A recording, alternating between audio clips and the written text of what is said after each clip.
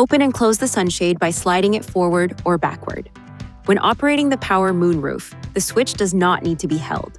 When the ignition switch is in the on position, the power moonroof can either tilt up and down or slide open and closed using this switch.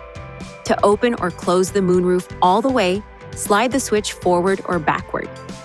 To stop the moonroof, push the switch once while it is moving. In order to tilt the moonroof up, first close the moonroof. Then push and release the switch. To tilt it back down, slide the switch forward. When the ignition is turned off, power to the moonroof continues for a period of time. If either front door is open during this period of time, power to the moonroof is canceled. If the moonroof does not operate properly, see the owner's manual to initialize the moonroof. If it still doesn't operate normally, it is recommended you visit a Nissan dealer. Please see your owner's manual for important safety information, system limitations, and additional operating and feature information.